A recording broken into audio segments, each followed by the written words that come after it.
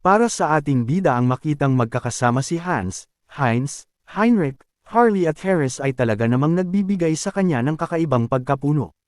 Ngunit sa pamamagitan ng bagong kakayahan magagawa niyang maging siya ang clone na ito sa loob ng isang araw.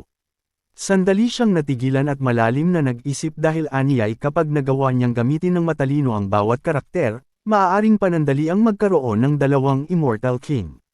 Ngunit naisip din niya na magdudulot ito ng malaking kaguluhan sakaling pumalpak ang kanyang pinaplano, kaya't sinabi sa isip na isantabi muna si Hans dahil ayaw pa niyang mawasak ang mundo.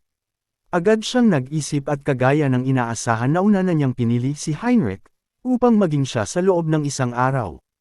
Biglang nagliwanag ang katawan ng ating bida saka nag-iba ang kasuotan at natulad kay Heinrich. Agad niyang naramdaman ang holy power sa kanyang katawan ngunit kalahati lang ito, dahil na din nasa Earth siya at wala sa Oterica. Ikinadismaya naman ng ating bida na maaari lamang niyang gamitin ang clone at kapangyarihan nito sa loob lang ng 10 minuto, gayunpaman sapat na ang oras na iyon para sa maikling paglalakbay, walang pagsasayang ng oras na tinungo ng ating bida ang ospital, at upang mapabilis ginamit niya ang kakayahan ni Hans upang tulungan siyang magtago sa shadow. Matapos may hatid sa ospital ay agad ding nagpaalam ang Immortal King at mabilis na umalis. Nilapitan ng ating bida ang isang matandang walang malay at nakarite sa higaan, inabot pa niya ang kamay nito saka nagpakilalang siya si Sang-yun ang kababata ng apo nitong si Tae-san. Agad niyang nilabas ang kakayahan ng avatar niyang si Heinrich, kasabay ng pangakong dadalaw siya ng mas madalas sa matanda. Nagliwanag ang mga kamay ng ating bida habang pinagagaling ang matanda gamit ang Oterica Holy Technique, sa pamamagitan nito mapapalakas ang recovery, stamina boost at detoxification ng matanda. Bagaman limitado ang divine power pagdating sa sakit ng pagtanda, umaasa si Sang-yun na makakatulong ang kanyang ginawa at tanging ang lakas ng loob ng matanda na lang ang kailangan. Pakiusap pa ni Sang-yun sa matanda na manatili itong malusog, dahil isang araw ay magkasama na sila ni Tae-san na bibisita. Sa kabilang banda habang naglalakbay sina Harris na itanong ni Cicely kung magkaibigan ba sila ni Harley. Paliwanag naman ni Harris na hindi sila gaanong nagkikigong ngunit naging konektado sila sa isa't isa na parabang pamilya. Doon inamin ni Cicely na may parehong amoy ang dalawa na marahil ang dahilan ay pagiging malapit ng mga ito sa isa't isa. Bahagyang kinabahan naman si Harris at nasabi sa isip na kogali ni Diana si Cicely. Tumatawang saad pa ni Cicely na parehong amoy din ni Harris ang naaamoy niya sa sanga ng World Tree, samantalang hindi naman maamin ni Harris na sa sangangang ito nagmula ang kanyang katawan. Sinabi pa ni Cicely dahil kaibigan ni Harris ang nagligtas sa kanya, ay gagawin niya ang lahat upang alagaan ito na ikinatuwa naman ng avatar.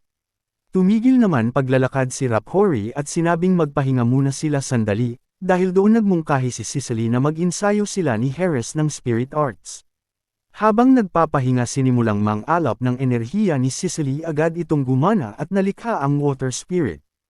Ipinakita ito ni Cicely sa avatar samantalang nalulungkot na napabuntong hininga si Harris, dahil wala man lang siyang nabubuo o nalilikha na kahit ano.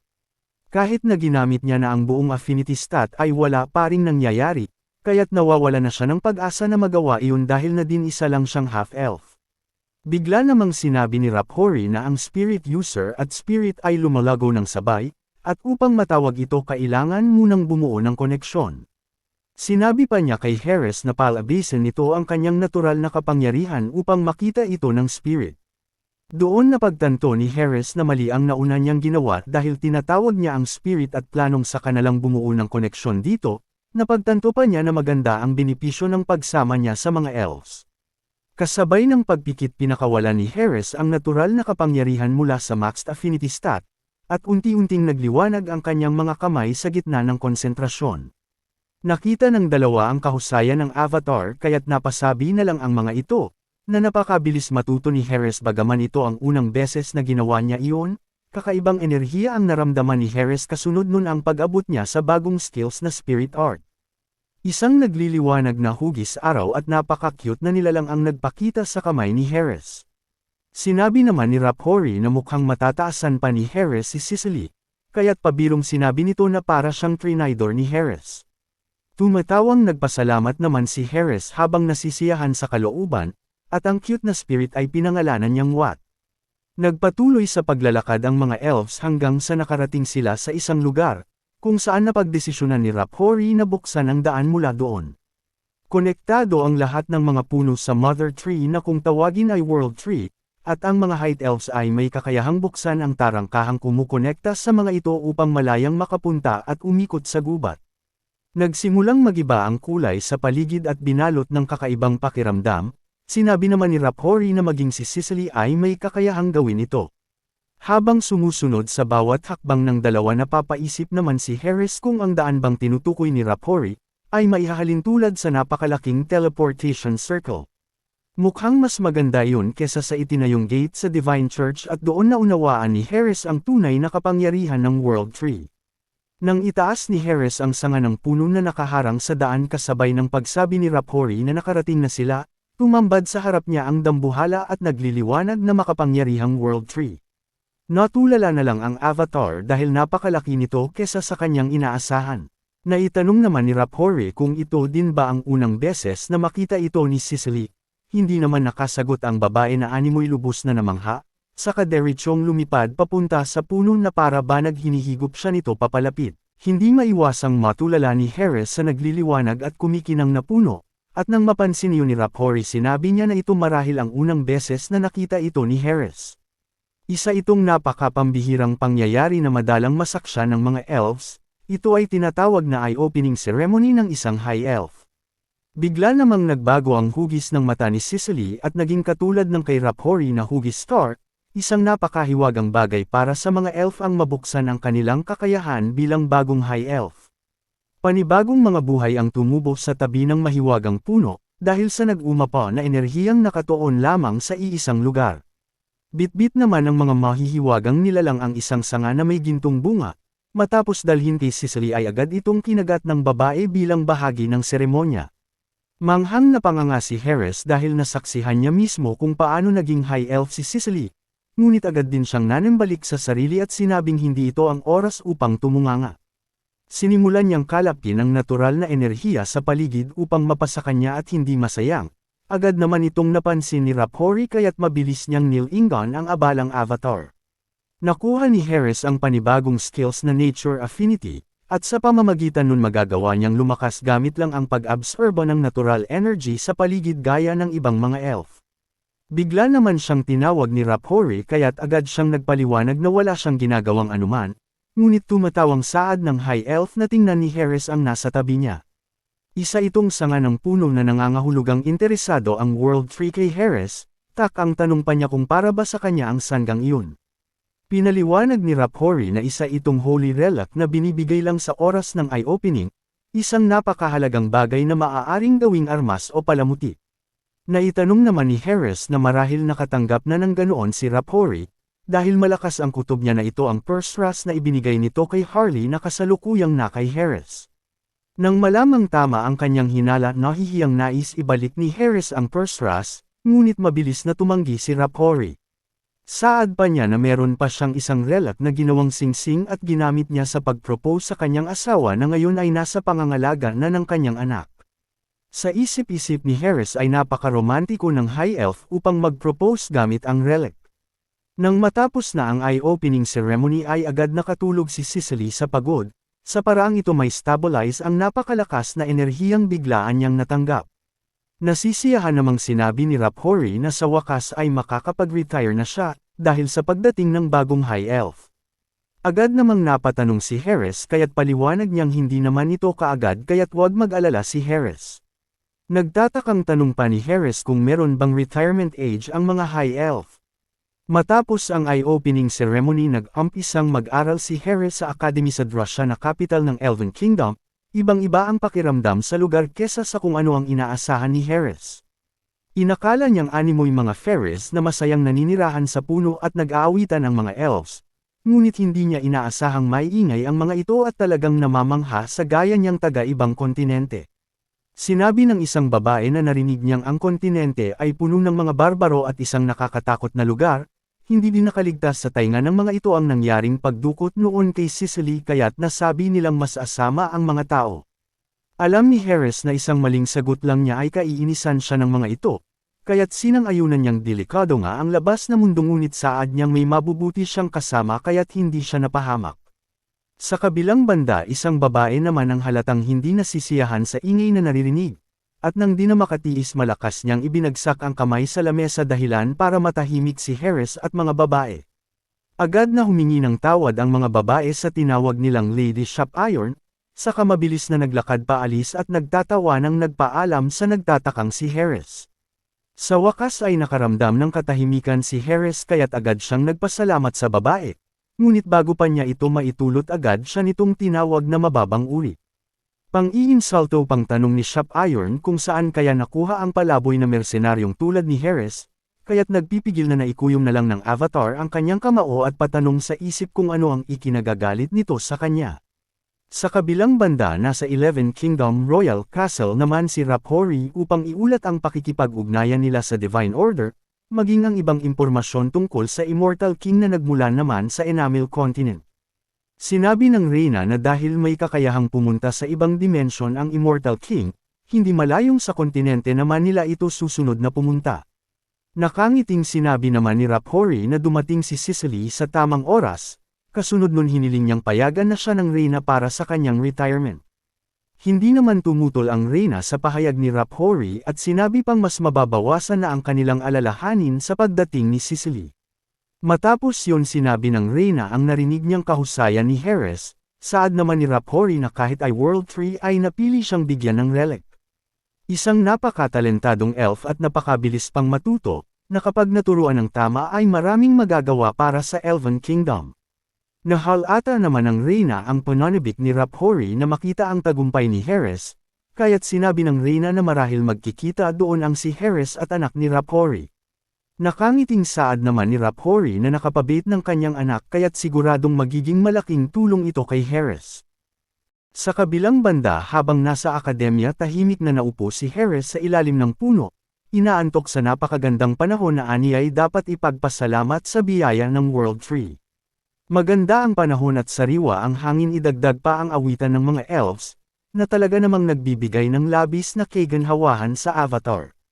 Ipinikit pa ni Harris ang mga mata at nasa isip na isuko ang lahat na at mamumuhay na lang bilang Harris. Bigla naman nagising si Harris at natauhan ng may malakas na tumawag sa kanya, kasabay ang pagtama ng libro sa kanyang ulo. Pinagsabihan pa siya ni Shop Iron na wala siya sa katayuan upang magpalamon sa World 3 na pinagtakhan naman ni Harris. Pang-iinsulto naman ni Shop Iron na ano pa ba ang aasahan niya sa isang mersenaryo na gaya ni Harris. Paliwanag niya na ang lugar n kinaroroonan ni Harris ay ang pinakamalapit sa World 3, at ang mga elf na may matataas na receptivity ay madaling manghihina at tatamarin. Doon napagtanto ng ating bida na dahil yun sa mataas na affinity ni Harris sa nature, kaya't ganoon na lang ang pakiramdam niya kanina. Bigla naman siyang napasigaw sa gulat ng pasiga na itanong siya kanya ni Shop Iron kung nakikinig ba siya. Ibinato pa ng babae ang libro upang matutunan ni Harris, saad pa niya na nasa ayos ito upang maintindihan ng isang walang utak na gaya ni Harris. Pagbabanto pa niya sa Avatar na kapag bumagsak ang average ng kanilang klase dahil kay Harris, ay hinding-hindi niya ito mapapatawad habang parang mangkukulam sa pagsasalita. Nakakatakot man ngunit inisip pa din ni Harris na marahil hindi ganoon kasama ang babae, matapos itong umisnab saka naglakad papalayo. Nakuha naman ng singsing na suot ni Shop Iron ang atensyon ni Harris, kaya't nagtatakang tanong ento kung bakit ang isang relic ay nasa labas lang na gaya noon. Inisip pa niya kung isa bang anak mayaman si Shop Iron hanggang sa maalala ang sinabi ni Raphori na ibinigay niya ang relic niya sa anak. Nanlaki na lang ang mga mata ni Harris nang mapagtantong ang masungit na si Lady Shop Iron, ay ang anak na tinutukoy ni Raphori. Habang naglalakad papalayo na itanong naman sa isip ni Raphori, kung bakit inaasahan ng kanyang ama ang isang siraulong gaya ni Harris. Napabuntong hininga na lang si Harris matapos at di makapaniwala sa nalaman, gayong magkaiba ang pag-uugali ng mag-ama. Tiningnan niya ang libro at nakitang maayos ang pagpapaliwanag sa bawat detalye, at itinuturo nito ang tamang paraan sa paggamit ng spirit art. Matapos basahin nagdesisyon si Harris na simulang insayuhin ang lahat ng natutunan. Sinimulan niyang palabisan ang enerhiya sa katawan upang anyayahan ang mga spirit, at tagumpay niyang natawag ang apoy at hangin na pinangalanan niyang Kali at Pascal. Matapos matutunan ang tamang teknik, magiging madali na para kay Harris na gawin ang natutunan. Maging siwat na nasumo niya ay tumaas na din ang level at naging low-grade spirit. Naisip pa ni Harris na tamang desisyon ang ginawa niyang pumunta sa Elven Kingdom. Ikinuyong pa niya ang kamao saka sinabi sa sariling ang dapat lang niyang gawin ay matuto, at huwag masangkot o magsimulan ng anumang gulo. Saad pa niya na siguradong walang masamang mangyayari sa kanya kung hindi siya lalapit o makikipag-usap kay Shop Iron. Ngunit bigo ang plano ni Harris dahil sa kasamaang palad ay naging kasama niya sa grupo ang iniiwasan niyang babae.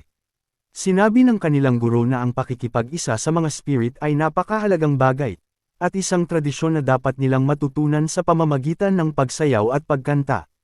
Ang bawat grupo ay magpapakitang gilas sa gaganaping fiesta para ipagdiwang ang pagdating ni Lady Cicely. Sa pamamagitan ng group activity na ito malalaman kung nakapasa ba sila sa pagpakikipag-isa sa kanilang spirits. 4 ang miyembro ng isang grupo at ang 2 pang kasamahan ni Harris at Shop Iron, si Coffin na malakas ang loob at si Curry na mahiyain. Gaya ng inaasahan, masungit na tinanong ni Shop Iron ang lahat kung marunong bang sumayaw o kumanta. Sagot naman nilang lahat na hindi sila marunong ng kahit ano tungkol sa pagkanta at pagsayaw. Nakita ni Harris kung paano nadismaya si Shop Iron sa kanilang grupo, kaya't bahagya siyang nakaramdam ng inis. Base sa narinig ni Harris sa guro, hindi kailangang traditional ang kantang mapipili, dahil doon mabilis siyang tumayo at iminungkahing ang awit sa kanyang pinanggalingan ang kanilang gamitin. Saad pa ni Harris na paborito ito ng kanyang mga magulang kaya't hindi niya ito makalimutan, taas noong ipinagmalaki ni Harris ang awitin sa kanilang kontinente. Pilyong nasa isip na pangiti pa si Harris dahil nasa isip ng ating bida na kahit nakatira siya ng mag-isa sa mahabang panahon, walang oras o pagkakataon na nakascore siya sa karaoke ng mas mababa sa 90. Hindi naman agad umimik si Shop Iron dahil nasa isip niyang walang alam ang isang mersenaryo tungkol sa music ng Elven Kingdom. Hindi din niya matanggap na parehong napansin ng kanyang ama at ng World Tree ang kagaya ni Harris, kaya't malakas niyang ibinagsak ang kamay sa lamesa. Mapanghamon niyang saad na subukan nila ang mungkahi ni Harris, ngunit dapat itong managot sakaling pumalpak ang kanyang mungkahi. Sumang-ayon naman si Harris, ngunit saad niyang meron siyang isang kondisyon, dahilan para mapatigil si Shop Iron. Kapag magandang grado at tagumpay ang naging performance nila, nais ni Harris na ituro sa kanya ni Shop Iron ang kultura sa Elven Kingdom. Matapos mag-isip ay agad din pumayag ang babae, ngunit pinagdiinan niyang kailangan nilang makakuha ng mataas na marka. Sinubukan nilang awitin sa labas ang kanyang iminungkahi ni Harris, isang awiting masarap sa tainga di gaya ng kanta ng kapitbahay mong masarap busalan ang bibig. Habang tinutugtog ni Harris ang magandang instrumento, natanggap niya ang panibagong skills na Melody of Harmony matapos lang ang ilang minutong ensayo. Napansin ni Harris na pag-anda ng pag-anda ang kanilang pagkanta, na para bang sinusuportahan ng kalikasan ang kanilang mga tinig. Manghang napapalakpak si Coffin at Curry dahil anilay ngayon lang nadinig ang kanyang iyon, at ngayon lang din nakakita ng ganong instrumento samantalang walang imak na nakayuko si Shop Iron. Hindi siya makapaniwala na maging ang kanyang spirit ay nagustuhan din ng awitin. Napapatanong pa siya kung ano ba ang maganda sa kanta ng isang dayuhan. Mapangasar namang tinanong ni Coffin kung bakit nakasimangot si Shop Iron, gayong kanina lang ay iginagalaw pa nito ang balikat sa pagkanta, inis na singgal naman ng babae kung kailan niya ginawa iyon. Nag-evolve naman ang 2 pang spirit ni Harris na sina Kali at Pascal matapos si Watt, kaya't nasiyahan siya na nangyari ito marahil sa kanyang pagtugtog at sa awitin. Bigla namang nakarinig ng malakas na tunog ang grupo ni Harris, kaya't ang napatayo silang lahat dahil yun ang Spirit of Sound. Agaran itong sinubukang hawakan at buuin ni Harris kaya't natulala na lang ang lahat, dahil isa itong spirit na hindi basta nagpapakita. Pinangalanan ni Harris ang cute na spirit bilang Decibel, na masaya namang tinanggap nito habang nakangiti pa sa avatar. Alam ng ating bida na malaking achievement ang ng kanyang avatar ang pagkakatawag nito kay Decibel, dahil ayon sa libro ni Shop Iron ang isang phenomenon class spirit ay maaaring magamit sa malawakang misyon. Halos manginig naman sa tuwa na sinabi ni Coffin na ang kanyang tumawag sa sound spirit ay isang magandang kanta na dapat nilang piliing kantahin na sinang-ayunan din naman ni Curry. Mapang-asar ang mukha na parang namanyok na tinjin ang ipinukol ni Harris sa babae, saka itinanong ang opinyon yun na animoy ng iinis. Walang nagawa si Shop Iron kundi ang pumayag at sinabing gawin nila ang gusto nila. Nagliwanag naman ang paligid ni Harris sa kasinabing umpisahan na nilang mag-ensayo para sa stage production. Natigilan naman siya nang tawagin siya ni Shop Iron at itanong kung maaari ba siyang turuan ni Harris ng instrumento kanina, dahil mukha napaka-interesante nitong gamitin. Muli na namang ginawa ni Harris ang munyok na reaksyon sa kapumayag, at doon na sumabog ang inis ni Shop Iron sa kasinabing hindi nararapat ang ganong itsura sa isang elf.